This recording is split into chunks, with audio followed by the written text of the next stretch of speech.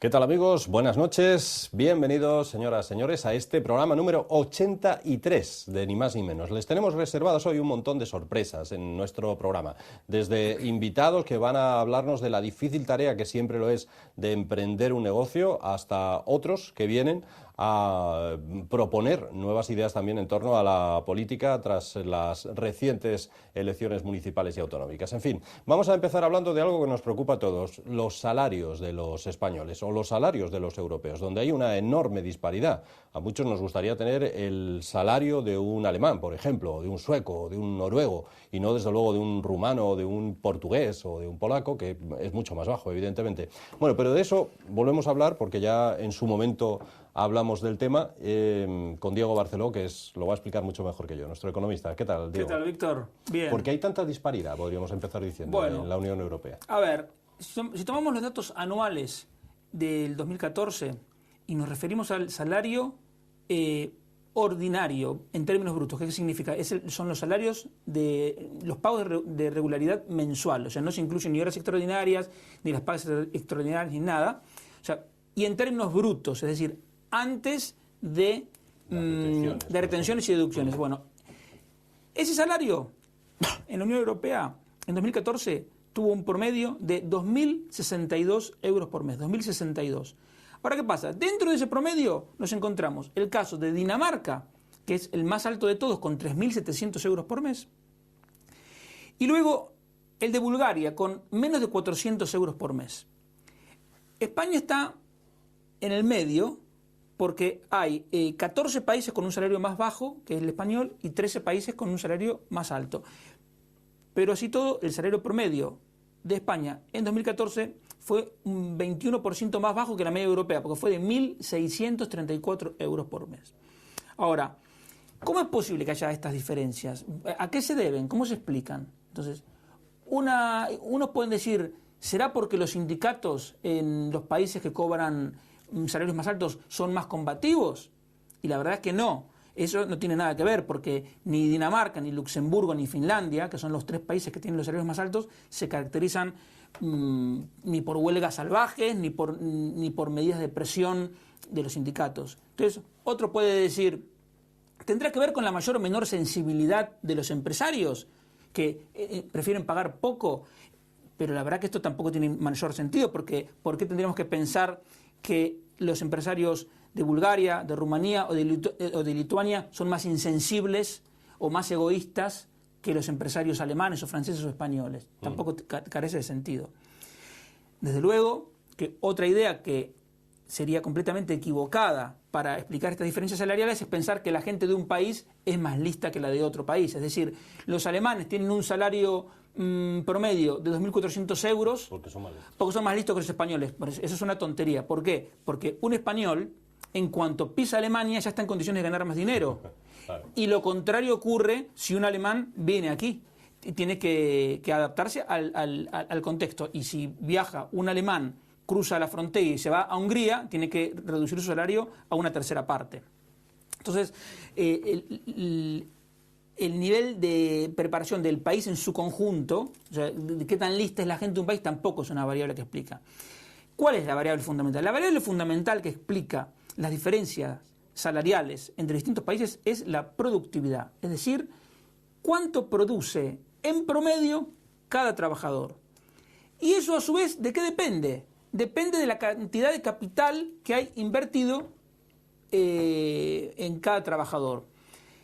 Capital, en este sentido, hay que entenderlo en un sentido amplio, porque hace referencia a todo aquello que contribuye a que una persona pueda producir más. Entonces, esto incluye desde las infraestructuras como aeropuertos, puertos, el tendido eléctrico, las autopistas, hasta las herramientas, ordenadores, maquinaria de todo tipo que se puede necesitar en cada oficio, y por supuesto incluye el capital humano, es decir, todos los conocimientos que están incorporados en la persona, sean fruto de un estudio formal o sea de la experiencia o del talento individual. Entonces, lo concreto es que la diferente cantidad de capital que hay invertido en promedio por cada trabajador es lo que nos explica la diferencia de productividad en los distintos países, y entonces es lo que nos explica en esencia, las diferencias salariales entre los distintos países de la Unión Europea. Ahora, esto no impide reconocer que hay otros factores que también inciden, pero son factores de corto plazo. Por ejemplo, factores de corto plazo o no, pero que en cualquier caso no invalidan la idea central que es la que dije antes. Por ejemplo, en un país como España, donde las cotizaciones sociales son muy altas, el salario que va a cobrar la gente va a ser necesariamente más bajo. De hecho, o casualidad, en Dinamarca eliminaron las cotizaciones sociales. Lo que hicieron fue reemplazarlas por un IVA. En Dinamarca el IVA es 25%, pero a cambio eliminaron las cotizaciones sociales. No como aquí, que nos subieron el IVA 2 veces a cambio de nada. Entonces, eso incide. También influye el mayor o menor nivel de desempleo. En un país con una tasa de desempleo más alta, va a haber una presión descendente sobre los salarios más allá de la productividad que tengan los trabajadores. Pero eso, como digo, no impide, no quita relevancia a lo que dije antes. Tampoco es algo muy raro decir que el salario depende de la productividad. Pensemos en el caso de un peluquero. Si un peluquero hace 10 cortes de pelo por día, su salario no va a poder superar el valor de 10 cortes de pelo por día. ¿Por qué? Porque si lo excediera, esa peluquería acabaría quebrando. Entonces, al final, no es más hablar de la productividad, no es más que eso. Y esto, digamos, reconocer que lo importante para que los salarios sean altos es una productividad alta, tiene una consecuencia muy importante. Cuando las empresas y los empresarios invierten, ¿para qué invierten? Para ganar dinero, obvio. Pero cuando invierten, ¿qué hacen? Crean empleo, sea directo o de manera indirecta.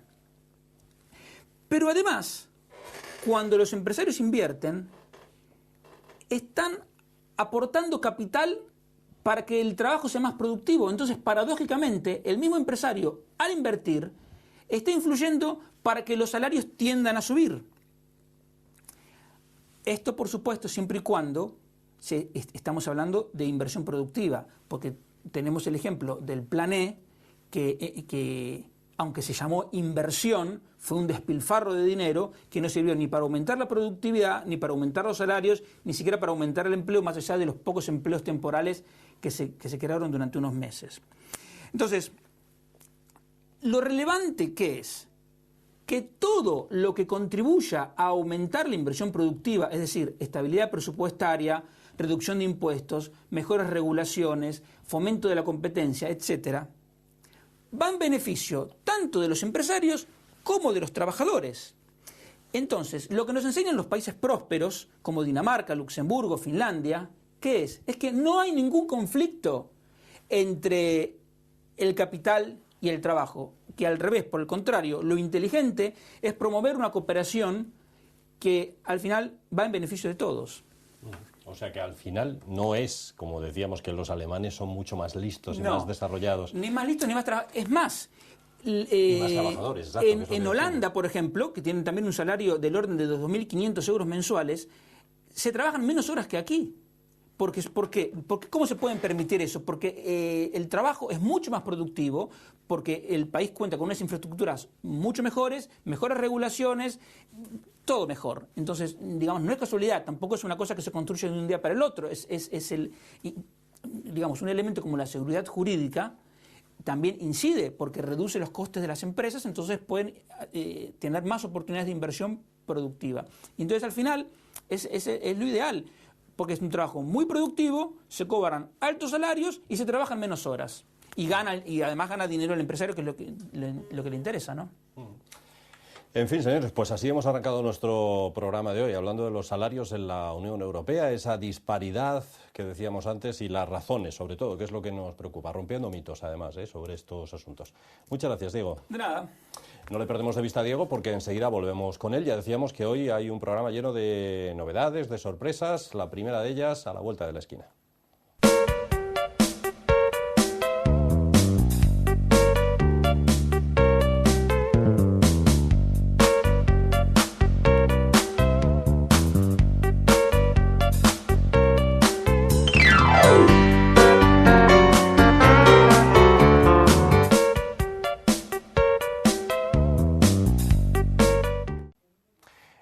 hablando en este primer apartado de nuestro programa de hoy de los salarios en la Unión Europea y vamos ahora con un segundo bloque en el que una vez más traemos a un emprendedor como forma de demostrar que a veces es proponérselo, como todo en esta vida. Les dejo con Diego Barceló de nuevo. Diego, bienvenido de nuevo. ¿Qué tal, Víctor? Y él nos presenta a quién es nuestro invitado, uno de los Sí, invitados hoy. hace unos programas, te acordarás que yo hice la distinción entre los individuos quejicas y los responsables. Entonces, el caso de Rafa Solís es ilustrativo de una persona en Asturias que dejó de quejarse para empezar a trabajar y a hacer cosas. Entonces, me interesó invitarlo porque es un ejemplo de que cuando se quieren hacer las cosas, se pueden. Rafa, a ver, cuéntanos brevemente cómo fue. Tú produces tu leche, te cansaste de venderlo a las industrias y lo empezaste a vender por tu cuenta. Sí, sí, hola, buenas tardes. Pues sí, yo estaba siempre trabajando para la industria y la verdad que siempre asfixiándote y decidí hacerlo por mi cuenta. Claro. Sí. Y ahora produces tu leche y la vendes tú directamente al consumidor. Sí, sí. ¿Y cómo hace la gente para comprar tu leche? No, nosotros tenemos servicio a domicilio. A domicilio. A domicilio. La gente llama por teléfono, pide la cantidad que sea Sí, sí. y se la llevan. Ya el distribuidor se pone en contacto con él, el repartidor, y ya después se meten en ruta. Estando en ruta no hay ningún problema. Claro. ¿Y a qué precio vendes la leche? Nosotros partimos de un precio de euro por litro. 1 euro el litro. Después, si hay más cantidad, pues lógicamente se rebaja ese precio. Vale. Y la leche tiene las mismas cualidades que cualquier otra leche que uno puede comprar en el supermercado. No, tiene mejor cualidad. Es mejor. Mejor calidad, claro. Tiene toda la calidad de la leche. ¿Y cuál es la diferencia entre tu leche y la leche que uno compra en el supermercado? Pues la leche del supermercado está esterilizada. Entonces, ¿eso qué pasa? Que lo meten a muy alta temperatura, entonces mata todas las propiedades buenas, les males sí, lógicamente mata toda bacteria que existe, ¿no? Claro. Pero lo bueno también te lo cargues. Vale. Y nosotros, la pasteurización, es una temperatura más baja y respeta la flora de la leche, respeta tu calcio y respeta todo. Claro, vale, muy bien. Además, el caso de Rafa es muy ilustrativo porque él recibió un crédito de un banco en el año 2009. Esto es importante decirlo porque una queja habitual es: el banco no me da dinero, no puedo hacer nada. En el caso de Rafa se muestra que cuando hay un proyecto sólido, razonable, bien pensado, el banco, en este caso Caja Rural, está dispuesta a dar el dinero en este caso al ganadero. ¿Fue así? Sí, sí, sí. Y- No tuve ningún problema. Ningún problema con Caja Rural. No. Yo presenté un buen proyecto, viable, lógicamente, Claro. y Perfecto. no tuve problema. Vale. ¿Y hace cuánto tiempo que llevas vendiendo tu leche? Pues en febrero hizo 4 años. 4 años ya. Sí. Vale. Y quien quiere comprarte la leche, ¿qué tiene que hacer? Pues ponerse en contacto conmigo. Llaman al teléfono que podemos ver en pantalla, ¿no? Está apareciendo Sí. ahora mismo ahí. Vale, perfecto. Sí, sí, el teléfono de pantalla suficiente. Vale, fantástico. Así que bueno, simplemente era esto, transmitir la idea de que incluso en el sector de la ganadería, el sector primario, que es un sector tradicionalmente muy golpeado, quien tiene una idea razonable y la quiere llevar adelante, lo puede hacer incluso en Asturias. Así que de nuestra parte, nuestras felicitaciones. Y es una cosa importante decir, que tú tienes clientes muy importantes, Sí, porque sí. tú le vendes, por ejemplo, el restaurante de Nacho Manzano. Sí, sí, sí. ¿Y qué otro cliente importante? Santa Cristina. Santa Cristina aquí en Oviedo y, por ejemplo, los hermanos de Loya, José Antonio Campoviejo. Bueno, Sí, sí, no. para que vea, que eso muestra, Gente que de verdad aprecia la calidad. claro, que es un producto de claro. calidad. Es y de calidad, ¿no? A domicilio y a un precio similar al que uno puede encontrar en el supermercado. Sí, sí. Si quieres tomar vitamina C, pues entonces come naranjes. Claro. Porque hay mucho... ahora la fábrica que si con jalea real, que si con vitamina... No, nada. La leche tiene que ser leche. Y con sus propiedades. Vale. Claro. Fantástico. Una vez más, enhorabuena y mucha Muchas suerte y gracias. adelante. Muchas gracias. Muy bien. Pues vamos a hacer de nuevo una pausa, señoras y señores, y después de esa mínima pausa volvemos con otros asuntos.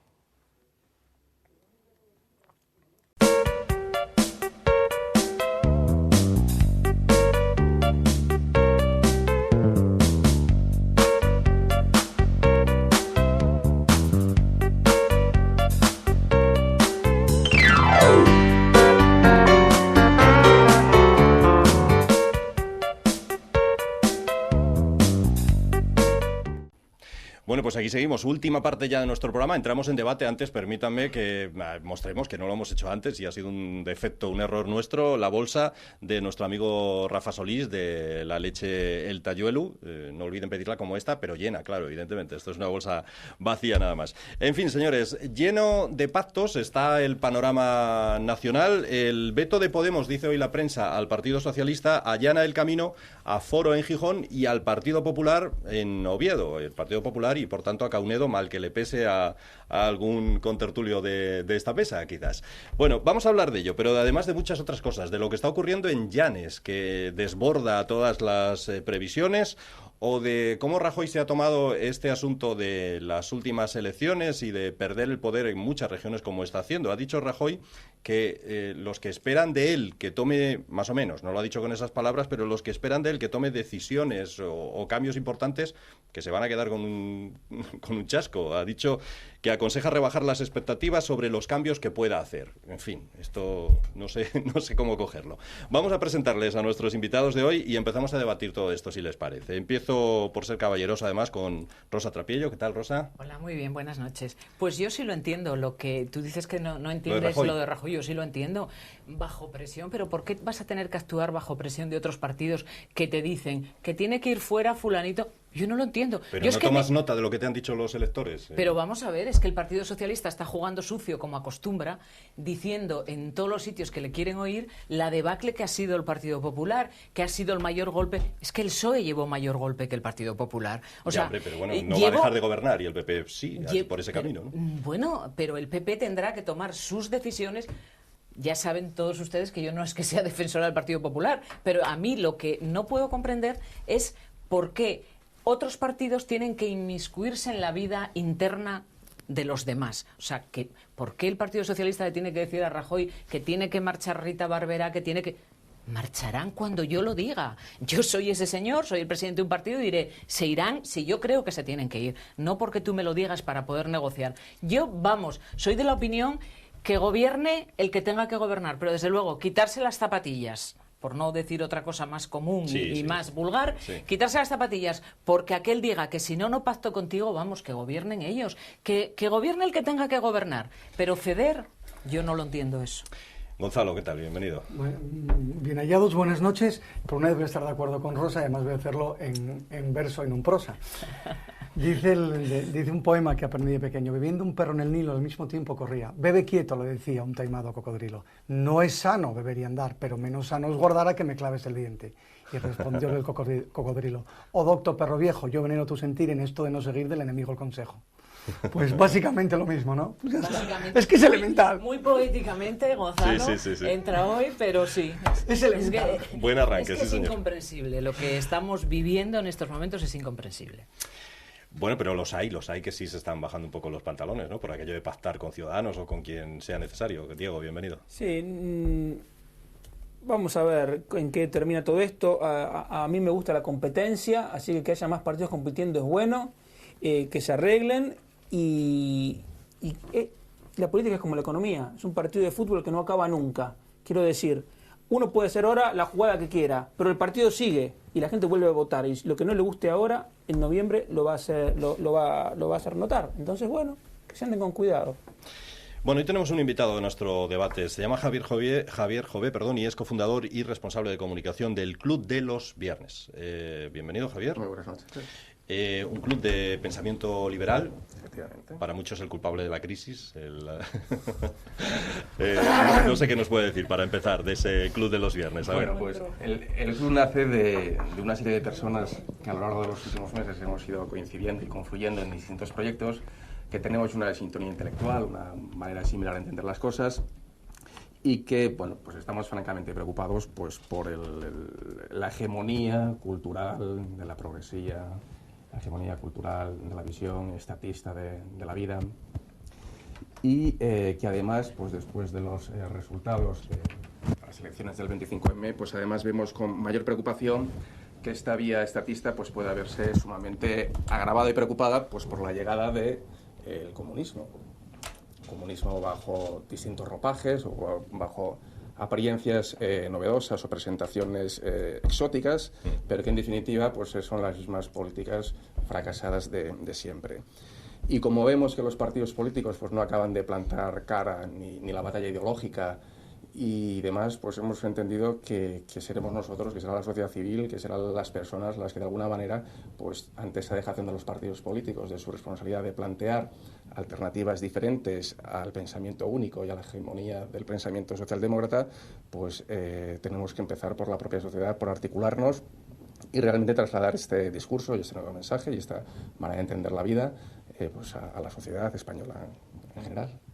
Bueno, aquí hay varios ya que han pedido la palabra inmediatamente, así que... La alusión que no podemos evitar de decir que corren malos tiempos para el liberalismo o que se presupone que el liberalismo es el culpable de esta crisis, ese mantra que tan hábilmente está colocando la izquierda, cuando realmente lo que aquí ha pasado es que la crisis financiera se genera desde la administración norteamericana con la banca pública. Precisamente cuando la banca pública norteamericana se atasca, Fannie Mae y Freddie Mac, que era la banca que se utilizó para que los parias del centro de Estados Unidos pudiesen acceder a la vivienda, se encuentran con un problema de solvencia y de falta de liquidez. ¿Qué hacen en ese momento? En ese momento la propia SEC norteamericana, impulsada por el gobierno, rebaja los requisitos tanto de información como de solvencia de determinados productos financieros y permite colocar en el mercado una serie de productos que es lo que acabaron siendo las famosas hipotecas basura, bonos basura, etcétera, etcétera. Entonces, liberalismo no, sino todo lo contrario, ¿no? Es decir, es precisamente el sector público, es precisamente una crisis financiera originada en el sector público norteamericano, promovida por la administración norteamericana, esa administración que en ocasiones pasa por ser tan liberal y tan moderna y que realmente es de las más intervencionistas, al menos a nivel financiero del mundo. Las leyes más antiguas para la regulación de los mercados financieros provienen de Estados Unidos desde el año 29 en adelante, con el escándalo Enron supuso una nueva vuelta de tuerca, como también lo supuso en su momento el Watergate, aunque parezca raro, el Watergate también tuvo una connotación de restricción de libertades para las empresas y de hiperregulación en el mercado financiero de Estados Unidos. Por lo tanto, no es una crisis liberal, no puede ser una crisis liberal, porque es una crisis que deviene de una mala regulación de unos productos financieros efectuada por un Estado que domina un mercado financiero de una forma absolutamente intervencionista y, por lo tanto, no es un mercado liberalizado, sino es el mercado más regulado del mundo, precisamente el mercado financiero, el que provoca una crisis financiera a nivel mundial. Por lo tanto, no nos hagamos trampa. Y en España, el ejemplo claro es que la crisis financiera tiene su origen y depositario exclusivo en la banca pública, es decir, en esas cajas que debieron ser privatizadas. Por lo tanto, aquellos que hablan de de hacer públicas las pérdidas, privatizar los beneficios, lo que están haciendo es una trampa absoluta, porque se hicieron públicas pérdidas que ya eran de la banca pública, que estaban ocasionadas exclusivamente por políticos. Por lo tanto, no se puede ni siquiera aceptar como introducción o como mantra, siquiera ligero o casi en broma, la cuestión de que es el liberalismo el que puede haber provocado esta crisis, porque precisamente con más liberalismo hubiese habido muchísima menos crisis. No, pero además bueno, Rosa. No, yo quería decir que, Gonzalo nos ha dado aquí una pequeña lección de liberalismo, pero yo creo que ahora mismo lo que nos interesa es saber un poco exactamente qué es el Club de los Viernes, a quién va dirigido el Club de los Viernes, cómo va a funcionar, quién puede participar, que Javier nos cuente, un poquito más, porque yo creo que cualquier persona que se considere de pensamiento liberal, pues va a querer acercarse al Club de los Viernes, pero querrá saber cómo, dónde, cuándo, yo creo que es, aparte de la ideología liberal, deberemos hablar un poco de qué es el Club de los Viernes. Pues el Club de los Viernes nace de manera muy espontánea. Arrancó concretamente el día 31 de diciembre de 2014. Este grupo de personas que habíamos venido coincidiendo ideológicamente en los últimos meses, decidimos arrancar con la puesta en marcha de una página web y estar presentes en redes sociales. Nuestra obsesión o nuestro enfoque es combatir la ideología dominante, a base de exponer, comentar y difundir lo que es la ideología liberal. más que entrar en cuestiones o en explicaciones de por qué la crisis o por qué no la crisis, yo creo que nosotros entramos en un debate mucho más profundo y de mayor calado. No tenemos que referirnos a la crisis financiera, ni muchísimo menos. El problema es que el estatismo y la visión intervencionista de la vida pues, ha calado de tal manera en la sociedad española y en los partidos políticos que a día de hoy todo el arco parlamentario español, pues desgraciadamente, bebe de las mismas fuentes ideológicas, que es la socialdemocracia en mayor o menor intensidad. Esto obedece pues, a 40 años de paternalismo franquista y a 40 años de socialdemocracia desde la restauración de la democracia. Y España, pues a día de hoy, el auge de Podemos no es flor de un día, sino que es fruto de una mentalidad que ha ido calando en la sociedad española y que, según el informe de la Fundación BBVA de Values and Worldviews, pues es el país desarrollado más refractario a la economía de mercado y más dependiente de o más afín a las políticas estatistas, ¿no? Entonces, la perspectiva tiene que ser amplia, tiene que ser generalizada y nosotros lo que nos movemos es en un movimiento que pretendemos que sea lo más abierto posible. Queremos incorporar a todas las personas que sientan cierta resistencia y ciertos reparos al poder del Estado. En ese sentido, no somos una corriente, digamos, dogmática en cuanto al puede ser el liberalismo, sino que queremos acoger a nuestro seno a todas aquellas personas que de alguna manera consideren que el Estado ha llegado demasiado lejos y que los políticos han llegado demasiado lejos y que va siendo el momento de invertir las formas y las tendencias. También nosotros entendemos el liberalismo. Hay determinados movimientos o organizaciones liberales que de alguna manera piden o de alguna manera se abstraen del juego político. Nosotros pues opinamos de manera totalmente distinta. El Club de los Viernes como tal organización es una organización apartidista, pero nosotros lo que nos gusta y lo que queremos es que nuestros miembros participen en todos y cada uno de los partidos políticos que ellos consideren que encajan mejor con su filosofía y que desde dentro sean capaces de divulgar las ideas y el pensamiento liberal. Como decíamos antes de empezar la charla, el problema es que la socialdemocracia lo ha contagiado todo y se ha inoculado en los cuerpos de toda la sociedad civil y tenemos que intentar que eso se revierta, ¿no? Y esto, pensar que haya partidos que a día de hoy son totalmente antiliberales, en un momento determinado puedan adoptar políticas liberales, pues no es nada extraño ni nada raro, ¿no?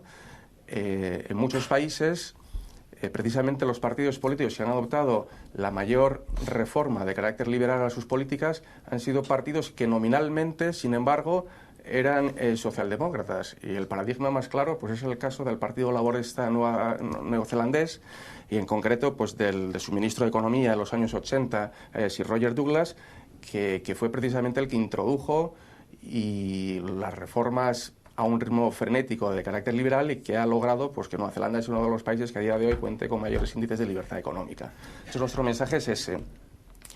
Somos una corriente o un movimiento que pretendemos aglutinar a todo el mundo, que queremos que toda aquella persona que de alguna manera sienta que el Estado ha llegado demasiado lejos, que esto hay que revertirlo, que queremos que nuestros miembros participen y se impliquen en la vida política y que difundan pues, a viento y marea pues, nuestras ideas, ¿no? En primer lugar, un punto de referencia es la página web, que es elclubdelosviernes.org. Efectivamente. Gracias por la Sí. Ahora, estaba mirando el barómetro de abril del CIS y es increíble la confusión ideológica que hay, porque a la gente le preguntan, ¿cómo se definiría usted en política según la siguiente clasificación? Y dice, el número 1 son no sabe, 15%. Segundo, socialista, un 13,3%. Tercero, liberal, 12,6%. Cuarto, conservador, 11,1%. Y luego viene progresista y luego son participaciones menores. Ahora, comunista se considera un 2,3%. Ahora, luego vamos a las elecciones y un partido neocomunista obtiene el 15, 16, 17, 20% según el lugar. Entonces hay una confusión total, en parte inducida, porque los que son comunistas o neocomunistas no lo admiten formalmente. Entonces, de todos modos, habría que preguntar a la ciudadanía, cuando les hacen esa pregunta, ¿qué es lo que usted considera liberal?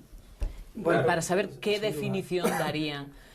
Hay una gran confusión. Pero yo creo que el tema del voto tampoco es indicativo, sobre todo en estas últimas elecciones, No. porque hay un componente de castigo evidente, eso es innegable. Es decir, si queremos negar eso, vamos a hacer Y desde luego va a ser un castigo, análisis pero a soslayado los de la propios realidad. votantes. Claro, pero es que al final cuando uno castiga al político no se da cuenta que está se está castigando castigándose a sí mismo. a quien va a gobernarle. Y si pones a un necio a gobernarte, y me vais a permitir que me salga un poco el tema, porque es que llevo toda la mañana hablando, me trae hablando solo el tema. Yo hace tiempo que critico y defiendo esta tendencia adanista de que los políticos tienen que cobrar poco, no tienen que ir con un buen salario y todo eso. Claro, ¿qué pasa? Que vamos a ver un ejemplo como el de Llanes. El Partido Popular tiene una postura en este momento que no es la de apoyar la investidura de nadie, porque entiende que nadie encaja con su programa electoral o con sus posturas. Y resulta que se acaba de descolgar uno de los concejales del Partido Popular para apoyar a Foro y a Podemos, Somos o como se llamen, porque al final ya lo que decíamos al principio no sabemos cómo es, a cambio... Vecinos por Llanes. Vecinos por Llanes, Eso que bueno. es Podemos. Sí, bien. Bueno, yo Sí, creo que no. realmente serán y no Es serán, pero aval, bueno, bien. es aval. Es aval y Podemos todo un poquito junto, ¿no? Bueno, ¿Y qué ocurre? Que es que ahora se descuelga apoyándolos y el motivo real que trasluce ese apoyo es o una tendencia de alcaldía o una liberación por 1.800 euros al mes. No Claro, me ¿qué lo puedo ocurre? creer. Que esta persona dejó su puesto de trabajo hace tiempo, que esta persona se dedica prácticamente a la política y que esta persona ganaba muchísimo menos donde estaba. Le interesa mucho más esto y acepta esa oferta que le hacen. Claro, si no nos damos cuenta que dedicarse a la política tiene que ser una actividad evidentemente noble, por la que hay que recibir honorarios y no un salario, pero que tienen que ser importantes, porque si queremos que gente importante vaya a la política, lo que tenemos que hacer es pagarles bien. Si yo quiero que un triunfador se dedique a la política, que una persona de éxito se dedique a la política, voy a tener que pagarle de verdad, porque una persona de éxito gana dinero, y entonces o le compenso esa dedicación a la política o la tentación es no presentarse yo tengo que nunca. cortarte, Gonzalo, es que acabas de dar una noticia importantísima y hay que ahondar un poco en ella. Estás diciendo que el PP de Llanes, con uno de sus militantes, uno de los dos concejales que salió, va a dar la alcaldía a la amalgama de partidos y el otro no. Eso parece, no es el PP, es un disidente que lleva más de una semana Pero sin hablar con nadie del partido. Estamos hablando de un señor que estaba en el PP, fue para Foro, volvió para el PP y ahora se la vuelve a armar al PP. Ese mismo hablamos.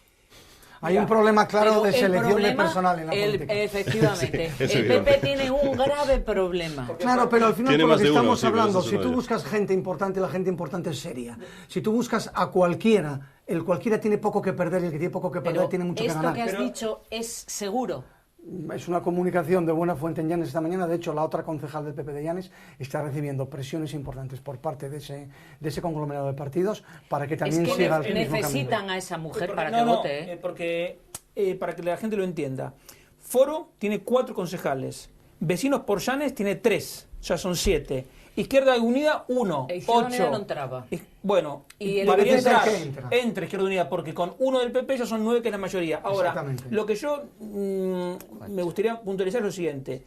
Acá el error fundamental es que Llanes sea un consejo, porque no tiene entidad para hacerlo, tiene menos de 15.000 habitantes. Entonces, el día que nos demos cuenta en Asturias que en lugar de 78 consejos nos sobran con 12, este tipo de cosas no pasarían. Bueno, es que la o pasarían organización, menos. la organización territorial tiene una justificación administrativa y ahora se ha convertido en una justificación caciquil, digámoslo así, De todos o histórica. modos. La justificación histórica de la organización territorial no tiene ningún sentido porque es para vertebrar la administración y no para otra cosa. De todos modos, yo quiero decir que en Villaviciosa, es que estamos escandalizados con esto Bueno, de Llanes, lo de en Villaviciosa el Partido no Popular tiene un está pase. a un concejal de mayoría absoluta y se han unido absolutamente todos para quitarle la alcaldía. O sea, no tiene lo que está sucediendo, lo van a pagar muy caro. Pero es lo que te digo, Lo van a pagar todos. este partido continúa. Sí, Entonces sí, hacen no. esto, Y vale, por tomar- en las siguientes elecciones vemos qué pasa. Y por tomar también la Hombre, palabra... lo que pasa es que pueden ser 4 años Pero muy difíciles. ahora, pero ¿eh? déjame hacer una puntualización.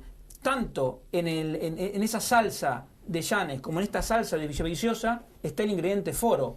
Con lo que vuelvo a insistir, con la idea que ya dije 2 veces, que Foro, que hace 4 años fue o intentó ser el motor de cambio en Asturias, ahora es el obstáculo, incluso más que de cambio, es de regresión, porque realmente pactando con Izquierda Unida en un lado, pactando con el PSOE, es realmente Bueno, es transversal, lamentable. es un partido Bueno, sí, pero espera, pero lo que ya es el esperpento absoluto es lo que está pasando en Oviedo y Gijón, por alusiones a Víctor antes, ¿no? Claro, es decir, que uno condicione su voto en Oviedo a lo que pase en Gijón, si me apoyas aquí, te apoyo allá, si no te apoyo allá, eso a mí me alegra.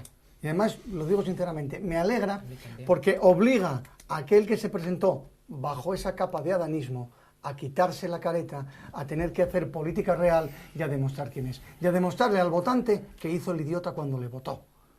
Porque alguien que se presentaba como regeneración se convierte en más de lo mismo, en conchabeo, en cambio de cromos, en juegos en política. Salarios, a mí me importa un pimiento que sean 1.900 que 4.000. Ya estamos hablando de salarios. Y en política partidista, que es lo importante. Y no en la política que le importa al El que no ciudadano, iba- el que que no es iba a la pactar gestión con de nadie. sus intereses y de sus derechos. Javier, a ver, por favor. De todas formas, yo creo que en el caso de Foro, pues es el canto del cisne, ¿no? Entonces esto ya es un sálvese quien pueda, pero no para salvar ningún proyecto ni para salvar ningún partido, sino para salvarse a sí mismos y salvar sus puestos, ¿no? Porque al final de eso es de lo que se trata. Yo creo que Foro, estas han sido sus últimas elecciones y cada uno pues intenta buscar su sitio, ¿no? Y, por ejemplo, en el caso de Gijón, pues a mí también me resultó chocante y humillante pues ver a la señora alcaldesa todavía en funciones, pues ir a picar la puerta, a mendiciar a la sede de Podemos, pues no sé muy bien a qué, y con unas declaraciones en las que decía que había más puntos de encuentro con Podemos que con de lo que parecía, ¿no? Y es más, Vox, que en su momento pues solicitó durante las elecciones el apoyo a la candidatura de la alcaldesa, que no de Foro, pues ya hace 2 semanas, después, digamos, de ese espectáculo de mendicidad de voto a los nuevos bolcheviques de Nueva Ocuño, pues ya ha retirado ese apoyo, que no es que hubiera servido para mucho, también es cierto, pero en definitiva, pues ese gesto, pues... Claro, que Foro con Podemos solo ya pueden gobernar. Claro, y si me permites, por coger tu expresión literal, no es el canto del cisne. En ese asturianismo paleto de cascos es el graznido del pato, porque no pasa más allá del graznido del pato, porque es una cosa absolutamente patética. Es como el PP, a lo mejor lo está haciendo y yo no me he enterado, pero ¿cómo no están haciendo un gesto claro, contundente, masivo para decirle a la gente razonable de Foro que hay aún... pásense, vénganse con nosotros. Realmente no lo puedo entender. Bueno, porque es que Llanes y mira cómo les ha salido. Esa gente razonable de Foro ya no está en Foro, porque los que quedan son los cargos públicos que están para otra cosa. Porque tengo miedo que no se hayan votado ni los propios afiliados a Foro en estas últimas. Al menos en Oviedo seguro, que ni sus afiliados. De todos modos, yo quería seguir un poco con Javier, que nos yo he venido a contara... hablar de mi libro, ¿no? Exactamente. Bien. Porque, claro, mucha gente que nos esté viendo pensará, bueno, pues a mí puede interesarme esto. ¿Dónde me puedo poner yo en contacto con el Club de los Viernes? ¿O cómo puedo contactar con Javier o con cualquier otra persona? ¿Cómo lo hacemos? Bueno, pues es muy fácil. Como bien ha dicho Diego, tenemos una página web que es www... Aparece ahora mismo abajo tuyo, Javier, lo tienes ahí. elclubdelosviernes.org. Y a partir de ahí nos pondremos en contacto con todas aquellas personas que se dirijan a nosotros. Es cierto que estamos un poco superados por la avalancha de gente que se está interesando bien a través del correo electrónico o a través de mensajes directos a través de Twitter y de Facebook y demás. Como sabéis, se hizo pública, digamos, o salió por primera vez en prensa el club pues este pasado fin de semana. Y a raíz de entonces pues ha sido muy viral en redes sociales. Hemos recibido el apoyo expreso de Germán Terz, hemos recibido el apoyo expreso de Manuel Llamas, de Diego de la Cruz, de Daniel Lacalle, Rodríguez Brown también. de Rodríguez Brown. Entonces, esto está generando pues, un interés muy especial por el club y esto nos está haciendo repensar y reformular porque, evidentemente, esto que empezaba de una manera bastante modesta y bastante de andar por casa, pues está cogiendo unas dimensiones que nos va a obligar, digamos, a hacer una reflexión y a dotarnos de una estructura y de una organización que a día de hoy, pues reconozcámoslo, que era bastante de andar por casa. En cualquier caso, la página web sigue activa, las redes sociales seguimos activos. El club lo que va a funcionar es como un punto de encuentro de personas con una misma sensibilidad. Nos reunimos y nos reuniremos un viernes de cada mes en una comida, al cual toda aquella persona que confluya y coincida con nuestros puntos de vista, pues es bienvenido y será bien recibido. Eso es importantísimo, porque, perdona que te corte, es importantísimo que haya un punto de encuentro, porque los ciudadanos y las ciudadanas estamos necesitados de comentar, de comentar pensamientos que tengas afines. A través de lo que ha sucedido estos días, de que hay muchísima gente que se encuentra huérfana, y que quizás pues no tiene a dónde recurrir o no tiene con quién compartir su singularidad ideológica e intelectual, y nosotros parece que podemos constituirnos como una especie de albergue para todas aquellas personas que están en esta situación, ¿no? La idea es más, ya para el otoño, incluso replicar la estructura y replicar la fórmula en otros puntos de España, porque nos están contactando desde Sevilla, desde Madrid, desde muchísimos puntos, ¿no? Tenemos que sistematizarlo, tenemos que darle un orden a las cosas, pero aparte de las redes sociales, aparte de la labor intelectual, aparte de los artículos, aparte de tal, las personas seguimos siendo personas y necesitamos interactuar entre nosotros, y eso es clave, ¿no? Pensar que lo telemático o lo tal va a sustituir a las relaciones humanas, eso es absurdo. Y por eso la idea es replicar la estructura por toda España, vaya donde haya suficiente gente para hacerlo. Nosotros somos muy distintos a otro tipo de instituciones de carácter liberal, que son más académicas, más intelectuales, más... Nosotros somos más un liberalismo de la calle, de la experiencia, del día a día, que no nace tanto de los libros, aunque también sale de los libros, pero es nosotros lo llamamos un liberalismo de calle, de barrio, o si ya que estamos en Asturias, pues de barricada y de trinchera. Entonces, las relaciones humanas, el contacto entre nosotros, el generar vínculos, el ir aumentando y el ir creciendo, es el objetivo. La idea es que todo el mundo que se acerque a nosotros pueda colaborar, pueda participar, pueda mandar artículos, y desde luego que todos aquellos que estén interesados, pues vamos a necesitar gente para el mantenimiento de redes sociales, vamos a necesitar gente para edición de vídeos, vamos a necesitar gente para elaboración de materiales gráficos, de memes para las redes sociales. En definitiva, hemos visto que existe esta necesidad, hemos visto después de esta primera semana la gran acogida por parte de gente de toda España que nos está llamando y que está contactando con nosotros, y la idea es ser un punto de encuentro, ser un albergue, ser una casa de acogida para los liberales de cualquier persona que se sienta liberal. No vamos a dar carnés de ortodoxia, ni vamos a ser puristas en determinadas escuelas. No hay cordón sanitario. No hay cordón sanitario. Aquí todo el mundo que piense que los políticos acumulan demasiado poder, que el Estado ha llegado demasiado lejos, que tenemos que autogestionarnos, que tenemos que nuevamente a tomar decisiones por nosotros mismos, que queremos abandonar la seguridad de papá Estado para adquirir la ambición de ser libres, pues todas aquellas personas pues que contacten con nosotros e intentaremos, y además no intentaremos, porque otra de las cuestiones fundamentales es que huimos del personalismo o de protagonismos excesivos.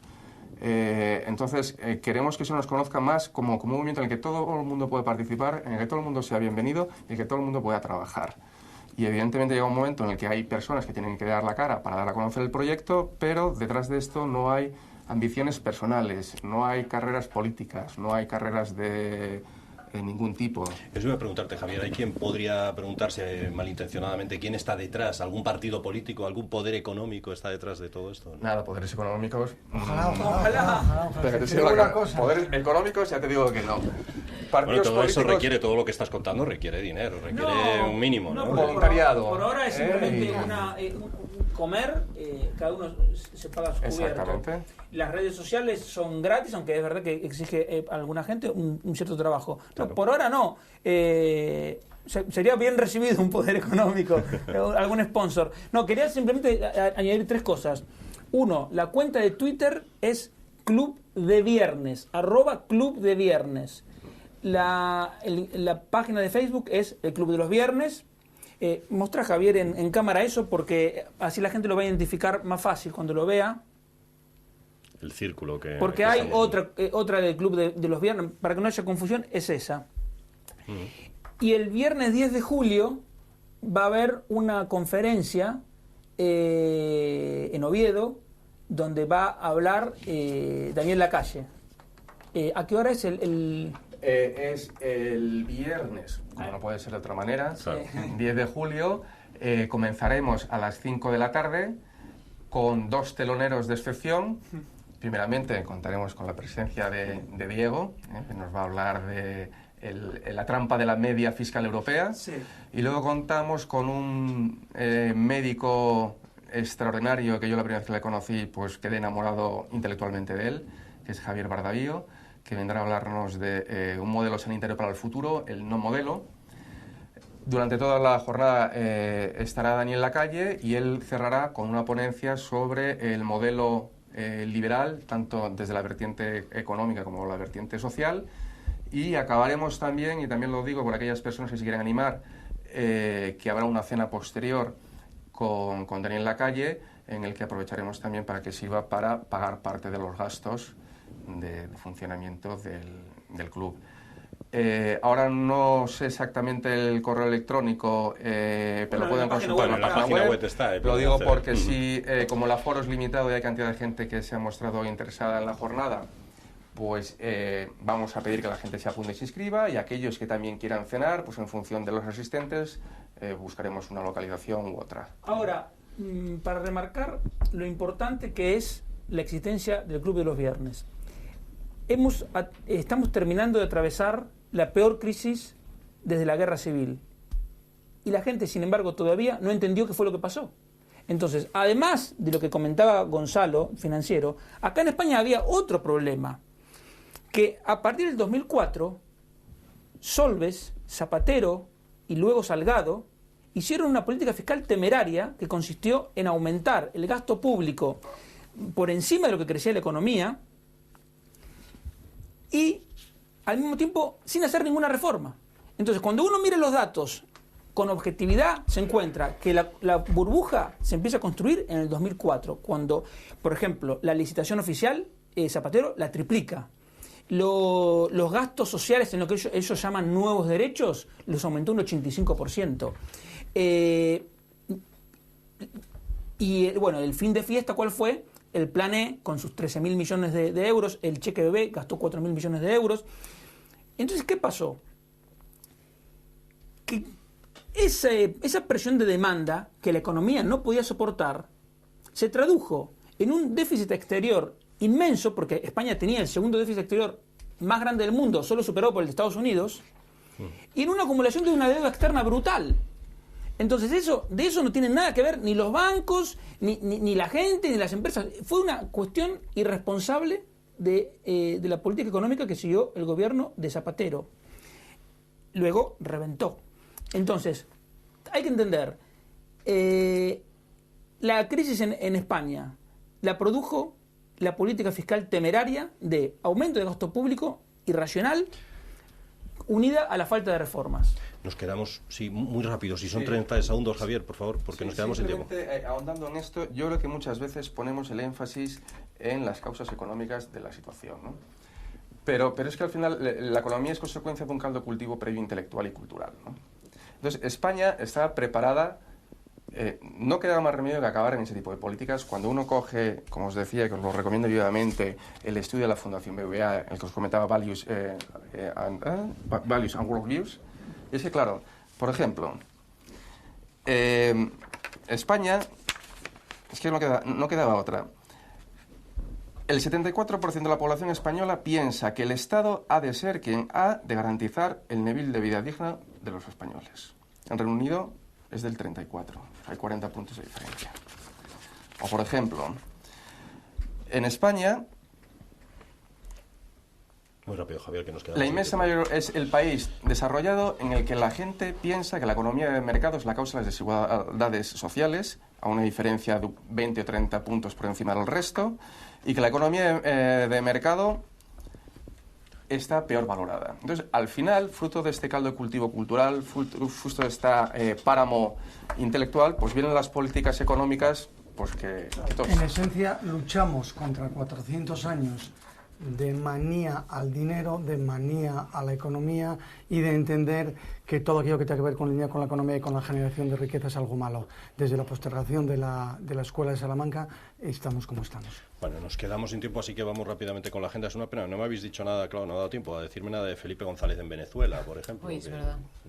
Quedó ahí en el tintero. Bueno, Carece de interés. Pues sí. que carece de No, interés. ¿cómo que carece de interés? Tiene muchísimo interés Para la mí visita de carece de Felipe. interés, Felipe Pero González. ¿cómo? O sea, ¿a ti no te interesa para nada lo que está pasando en Venezuela? Sí, pero él no. Que él no Él iba no. yo creo que él iba a Él no. defender Estáis sus equivocados. intereses económicos y No, sus él no. inversiones más No, que yo a pienso que interesarse estáis por la equivocados democracia. y Que que se le está Felipe, dando Felipe un palo a González sea Felipe un González. estadista tiene narices. Bueno, el tema son los presos políticos, pero bueno, yo voy a ir a lo mío ahora Sabía mismo. yo que se iba a calentar el ambiente. Claro. Bueno, tenemos que haber arrancado antes con ello. Pues eso. Bueno, vamos con la agenda, Rosa. Pequeñita agenda hoy. Venga. Oviedo. Mañana en el Campo Amor, a las 8 de la tarde, la compañía de Antonio Gades, el espectáculo Fuego, un espectáculo inspirado en el amor brujo de Falla que merece mucho la pena ver. Y luego, pues para los que tengáis niños, para los niños y para los padres también, en el Museo de Bellas Artes, un domingo, 2 cuadros, a las 12:30 de la mañana, el domingo. Súper recomendable para ir con los niños. Es una visita guiada, en este caso se analizan 2 cuadros, el retrato de mujer de Carolina del Castillo y Bodegón de Mercedes Gómez Morán. Es una experiencia interesantísima para ir con los niños. Lo único que se pide es reservar, porque bueno, el aforo es limitado. Llamar por teléfono simplemente y nada más. Luego en el Niemeyer hay 2 cositas. El sábado hay teatro, tienen una obra que se titula Sé de un lugar, es una obra con bastante buena pinta, y luego tienen el sábado también un homenaje a Dire Straits, que bueno, pues toca una banda que dicen que es la que mejor los Sí, homenajea. puedo dar fe de ello. Lo hacen muy bien, pero muy Perfecto, a mí que me encantaba Dire Straits.